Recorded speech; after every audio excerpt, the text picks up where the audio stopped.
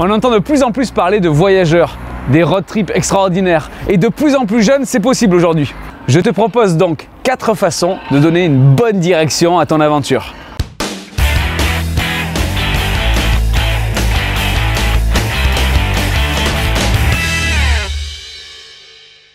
Servir dans une ONG. Franchement, quand tu vois les pubs de Médecins sans frontières, d'Action contre la faim, sérieux, t'as pas envie de vivre le kiff de l'humanitaire? I'm gonna save the world!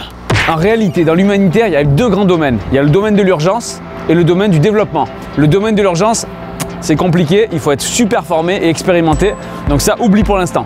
Par contre, le domaine du développement, là, il y a toute la place pour vivre des aventures, des grands voyages. J'ai pu partir au Madagascar pour construire le toit d'une petite école, d'un orphelinat. C'est pas beau ça? J'avais prévu des outils de charpentier que j'avais amenés sur place. Malheureusement, quand j'arrive là-bas, la structure en bois que je devais construire était déjà finie et elle était faite en béton. Donc je ne sers à rien, c'est ça? Je suis venu pour rien. Merci. C'est très très dur pour le moral. L'humanitaire demande beaucoup de flexibilité. Ah, flex. Flex. Flex. Du coup, au lieu de faire la construction, je suis resté 2 semaines à m'occuper des enfants. Mais il se trouve que dans cette partie du Madagascar, les hommes ne s'occupent pas des enfants. Alors d'avoir un homme animateur pendant 2 semaines, c'était un vrai miracle pour les enfants. Comme quoi, quand on s'adapte, il peut y avoir des belles choses qui se passent. J'ai donc servi l'ONG pendant 2 semaines et après 1 mois de road trip dans le reste du pays. Accompagner des enfants handicapés. Eh oui! Il existe en France des centres de rééducation motrice pour les enfants. Et ces enfants-là, il se trouve que pendant les vacances, ils ont besoin de rentrer chez eux. Et il se trouve que des fois, ils habitent très loin, voire dans les dom-tops, voire Martinique, Guadeloupe, Réunion, les endroits où tu as peut-être le goût d'aller. Et pour aller chez eux, ils ont besoin d'un accompagnant. C'est là que tu apparais.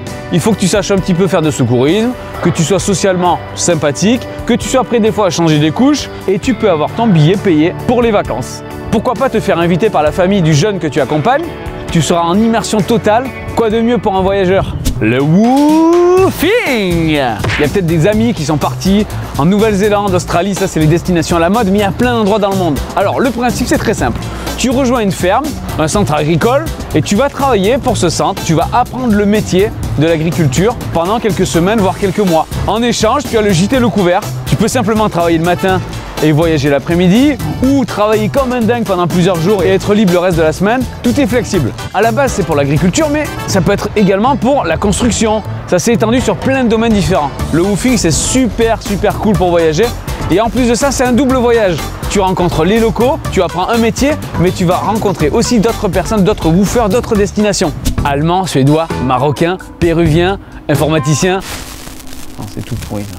Et le hand carry. Alors là, il faut être hyper disponible, du genre étudiant, jeune travailleur et tu t'entends bien avec ton patron, parce qu'on peut t'appeler du jour au lendemain. Le principe est très simple. Une usine en Thaïlande a besoin d'une pièce. Cette pièce fait qu'ils perdent 300 000 € dans la journée. Ils ont besoin de quoi? Que tu ailles de suite à l'usine en France, chercher la pièce et prendre le prochain avion jusqu'à la Thaïlande. Une fois que c'est fait, tu peux rester plusieurs jours sur place, pourquoi pas plusieurs semaines, ton billet aller-retour est payé. Il faut qu'on te fasse confiance pour amener cette pièce là-bas en Thaïlande ou ailleurs dans le monde.